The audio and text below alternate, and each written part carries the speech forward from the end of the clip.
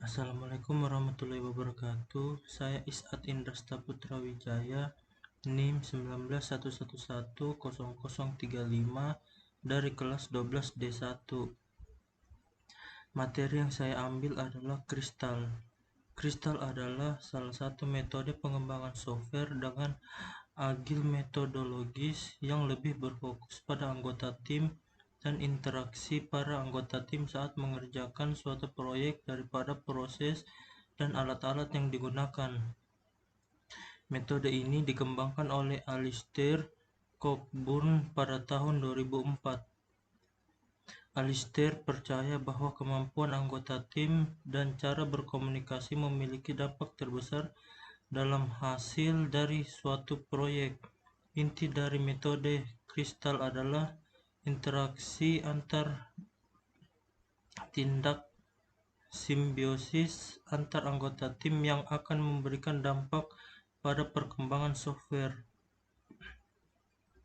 Step by step project cycle terdiri dari 3 bagian, yaitu persiapan, pembangunan tim, eksplorasi, penentuan metodologi, dan rencana awal, serangkaian delivery atau lebih, penyelesaian proyek selesai. Kedua, delivery cycle, kalibrasi rencana rilis, serangkaian iterasi atau lebih yang masing-masing menghasilkan kode yang teruji. Delivery ke pengguna nyata, penyelesaian termasuk refleksi dari produk yang dibuat dan metode yang digunakan. Iteration, perencanaan iterasi, aktivitas harian dan integrasi, penyelesaian berupa refleksi dan selebrasi.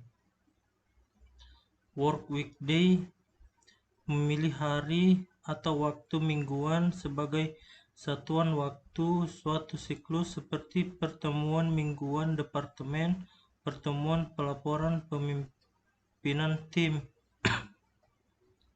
Integration, perkembangan integrasi dan pengujian sistem dilakukan proses penyatuan dan pengujian tanpa henti untuk setiap alat atau mesin yang memiliki fungsi yang terpisah. Semakin pendek siklus integrasi, maka semakin baik. Bisa memakan waktu 30 menit hingga 3 hari tergantung pengalaman tim. Development, penulis dan pengujian beberapa potong kode untuk suatu tugas spesifik, di mana dilakukan oleh beberapa tim kecil.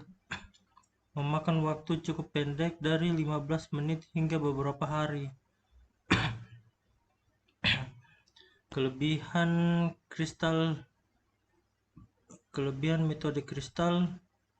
Yang pertama, memastikan adanya delivery secara sering agar dapat mengidentifikasi masalah pada setiap tahap.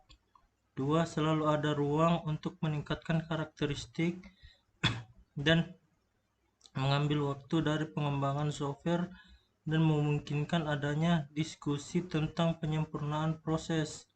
Adanya komunikasi dan interaksi yang lebih dekat antar anggota tim dan dapat berbagi pengetahuan antar anggota tim. Kekurangan metode kristal, adanya varian dalam metodologi memungkinkan terjadinya perbedaan prinsip sesuai dengan ukuran proyek. Sulit dilakukan oleh tim yang bekerja dalam area yang berbeda karena memerlukan komunikasi yang rutin. Ketiga, perencanaan dan pengembangan tidak bergantung pada requirement.